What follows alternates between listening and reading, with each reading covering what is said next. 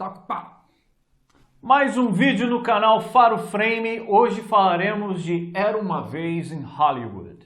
Faro Frame, baby. Action! Metendo o nariz no filme alheio. Meus amores, estamos mais uma vez aqui para falar de filmes e das curiosidades dos filmes, principalmente as coisas que acontecem por trás que ninguém sabe. Bom, hoje falaremos de Era Uma Vez em Hollywood. Eco, por favor. Once Upon a Time in Hollywood. Dirigido por Tarantino, estrelando Brad Pitt e Leonardo DiCaprio e Margot Robbie. Sua vez. Bom, esse filme ele faz uma homenagem para os artistas de Hollywood clássico. Aquele Hollywood dos anos 40, 50. Mostra a ascensão e a queda de estrelas, né, de cinema.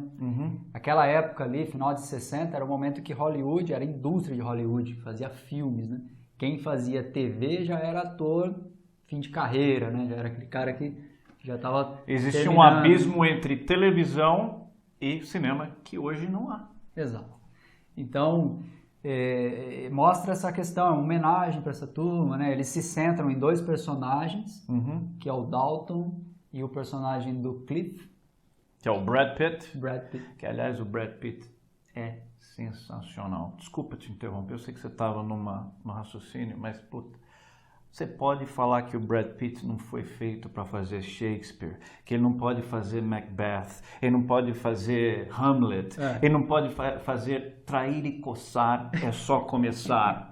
Mas ele foi feito para o cinema, ele funciona no cinema. E eu digo mais, meu caro Gary Lee, ele, para mim, eu não tenho certeza que ele ganhou o Oscar, né? Ele ganhou o Oscar como ator coadjuvante. Eu não sei se ele é coadjuvante. Ele eu não sei. Ele chama mais atenção do que o DiCaprio. Muito mais atenção. Ele tá sensacional. Só isso que eu queria falar. Do you think people focus maybe too much on your looks and don't even, realize that you're just a shitty actor?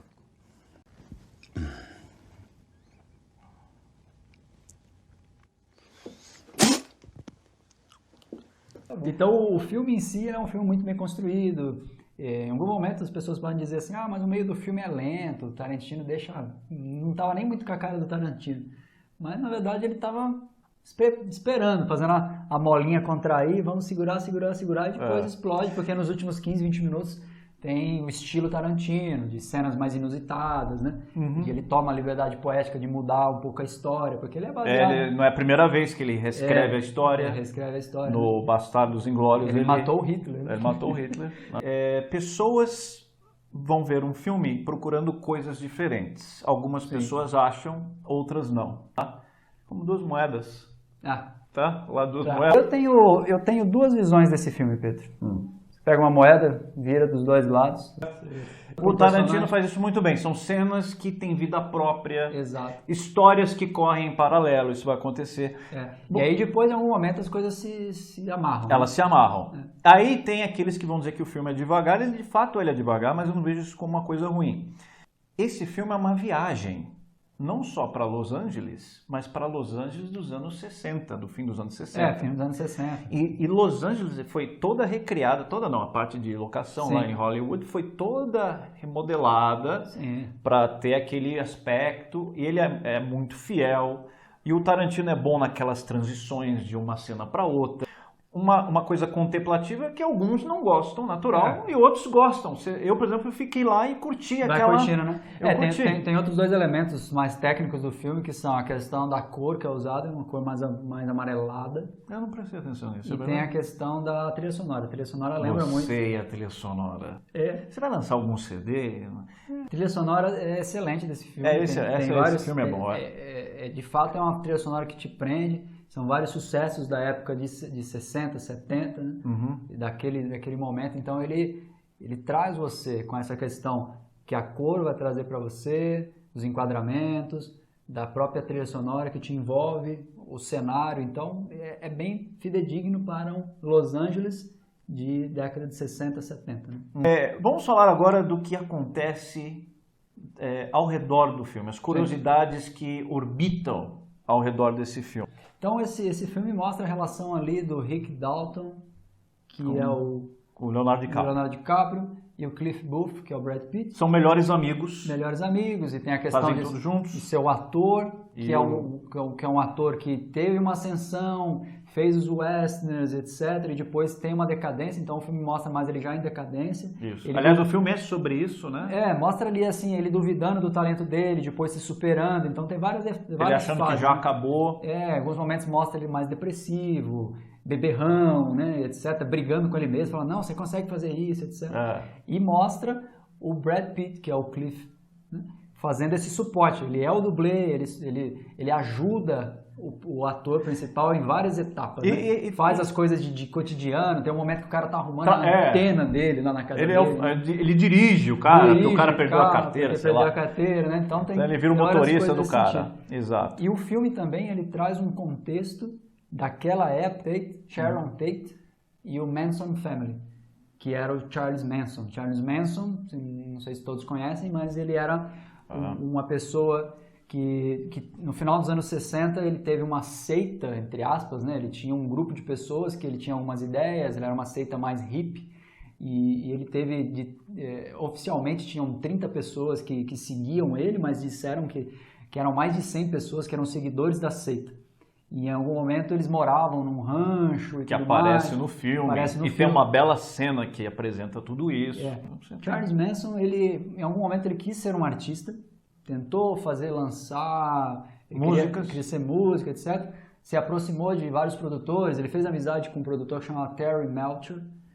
Só que ele não conseguiu progredir, não tinha tanto talento nesse sentido. Ou não viram talento nele. Ou não viram talento nesse sentido, né? Inclusive o Terry Melcher, a esposa dele convence ele a se mudar da casa que ele vivia, porque o Charles Manson vivia lá e cobrava ele para ele se apresentar, ser lançado em um lugar ou outro.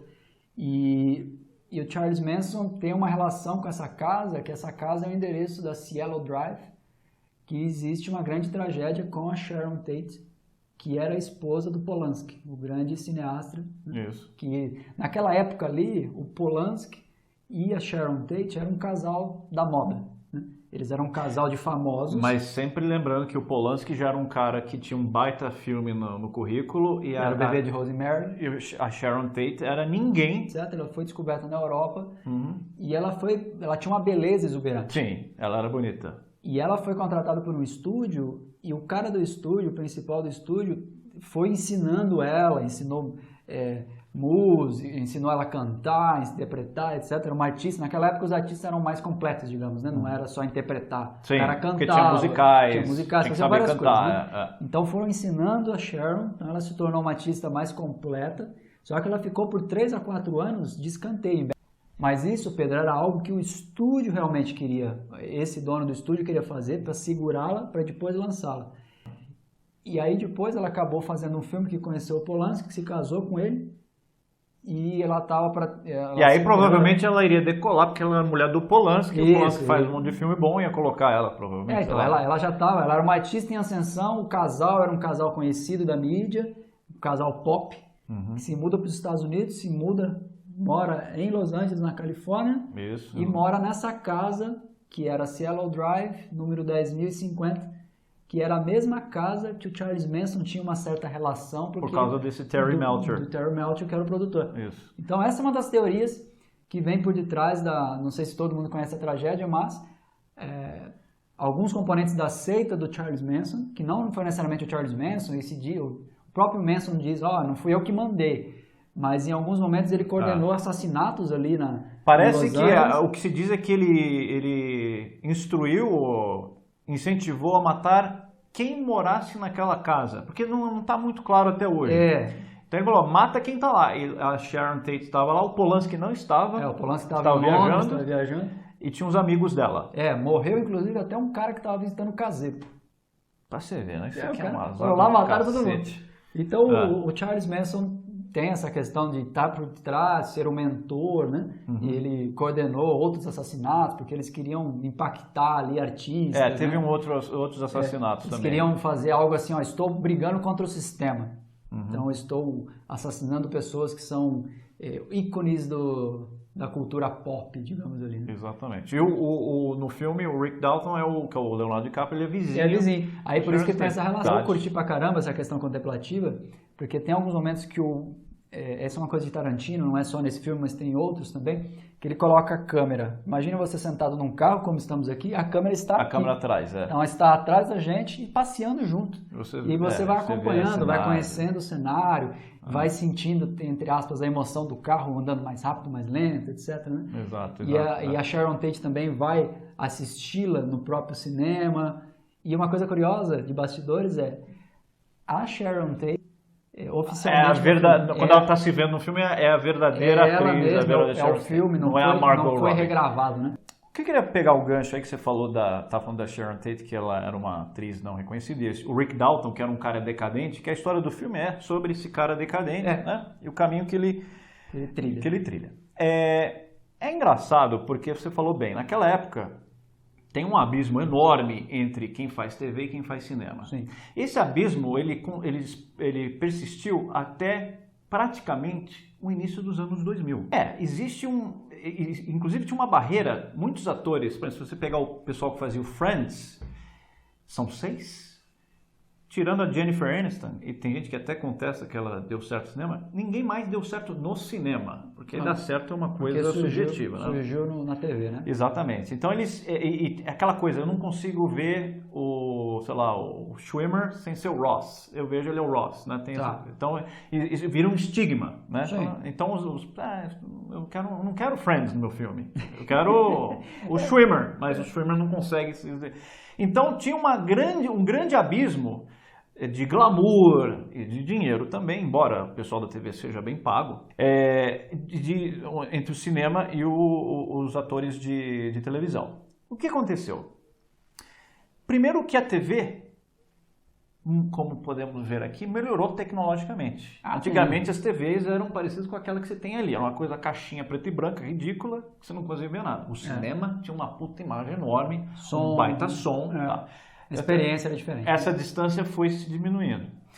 E as produções de televisão começaram a receber mais investimento e ficaram grandiosas. Então, ou seja, hoje esse abismo entre TV talvez não tenha. Tem muita gente no cinema que faz série e vice-versa. O cara que faz série vai fazer cinema. Voltando naquele tópico da homenagem às estrelas de Hollywood, e as estrelas de Hollywood no momento que tinha o western, né? Que era famosíssimo, os anos 40, 50. Eu vi alguém fazendo uma relação de que os westerns dos anos 40, 50 é a mesma coisa de popularidade dos filmes de comics hoje em dia, dos heróis, etc. De super-herói. Exatamente, de que muita gente gosta, que tem aquela onda e tudo mais. Então os westerns em 40 e 50 era muito disso.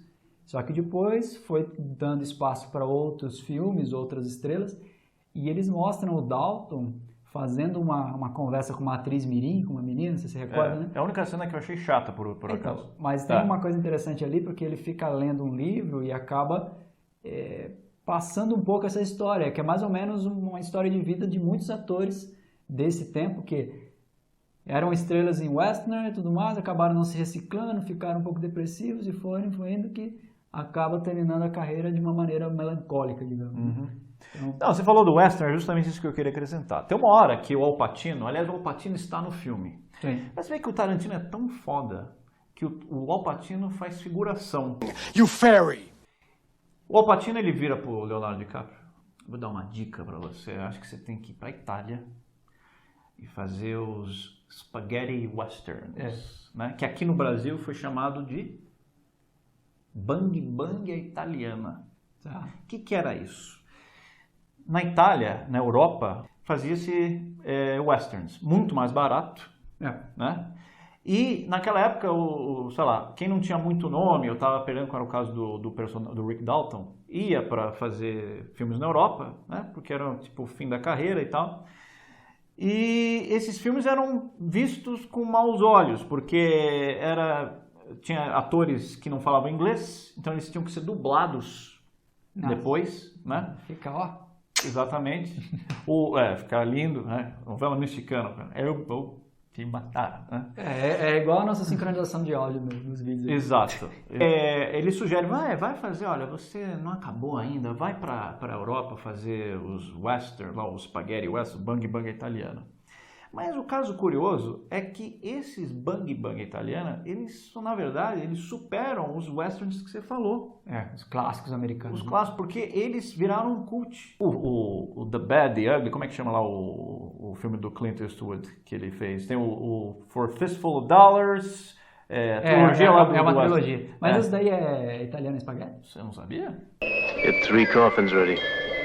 É bang bang italiana. Esses daí são os mais clássicos e famosos, né? Sim, mas então, eles viraram. A ironia é essa, que você pede para um cara desse que está em decadência, fala lá, faz um filminho, ganha um dinheirinho e tal, ele vai, né? No filme E tem as trilhas sonoras do Morricone, que são famosíssimas, né? Que Esse é o nome que eu queria lembrar. O Morricone, o Ennio Morricone, na verdade é o cara da sonoplastia.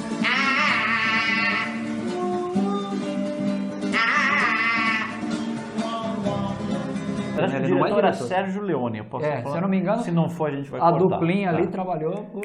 Se não for Sérgio Leone, você corta porque eu não quero passar vergonha em rede nacional. Vamos mandar lá, filho. Se você vai ver um Bang Bang, veja o Bang Bang italiana. Porque Charles Bronson se meteu nisso, o Clint, quem mais?